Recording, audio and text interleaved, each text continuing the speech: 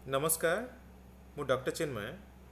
आज आम डिस्कस करवा डायबिटीज केते प्रकार अच्छे। जनरल लोक मैंने भावती आम डायबिटीज है तो डायबिटीज गोटे रोग, किंतु बहुत लोग ये विषय जानी न थाई पारती डायबिटीज वेराइटी आउ से वेराइटी अनुसार ही ट्रिटमेंट लाइफस्टाइल मॉडिफिकेशन डायबिटीज अलग अलग हो पारे।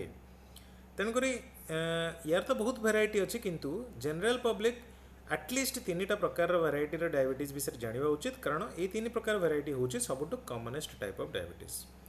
तो बेसिकली सबुठ कॉमन टाइप ऑफ डायबिटीज जाक हेले एक रहा type 1 diabetes mellitus,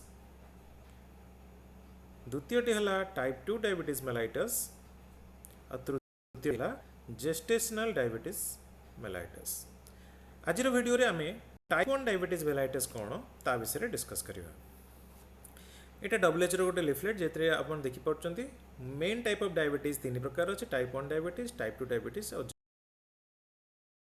gestational. देखिपारे actually diabetes कन्सिक्वेंसेस कौन हो पारे, पृथ्वी में पाखापाखि केते लोक डायबिटीज जिन डिस्क्राइब करा। तो बेसिकली टाइप 1 डायबिटीज कौन? टाइप 1 डायबिटीज मेलाइटस हूँ गोटे पिकुलियर टाइप ऑफ डायबिटीज जोड़ा कि जनरली ऑटो इम्यून कंडीशन जो होता है।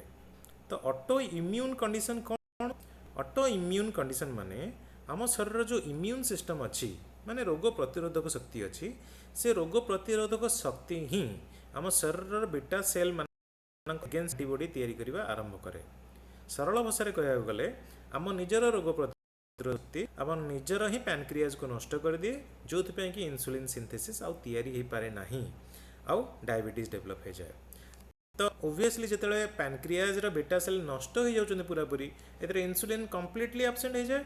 तेणुकर ये प्रकार डायबिटीज ट्रिटमेंट केवल आउ केवल हूँ इन्सुलिन आ ता छड़ा अन्य कौन बाट ना।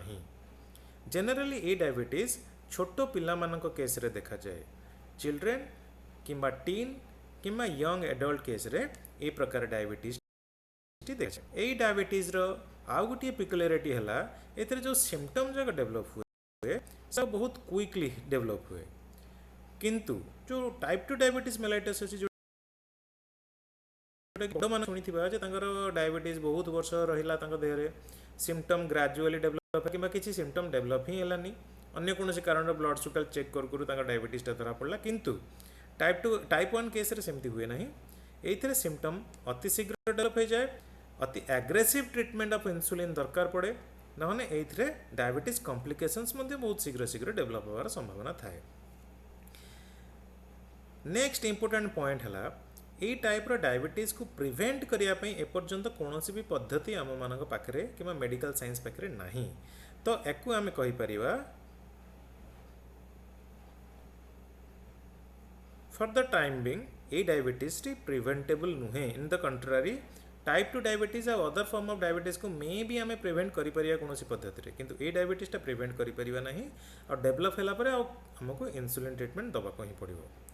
शेष इंपोर्टेंट पॉइंट है यही डायबिटीज टी एक्चुअली सेकेंड सबुठ कॉमन टाइप रो डायबिटीज, जोटा कि पाखापाखि 5 ରୁ 10% of the total diabetic population पृथ्वी जिते लोक डायबिटिक अच्छा भर पाखापाखि 5 ରୁ 10% लोक टाइप 1 डायबिटीज मेलाइटस अच्छी। तो आज ये नेक्स्ट वीडियो रे हमें टाइप 2 डायबिटीज और अदर फॉर्म ऑफ डायबिटीज मान विषय टिके डिस्कस करवा। बहुत बहुत धन्यवाद। जय जगन्नाथ।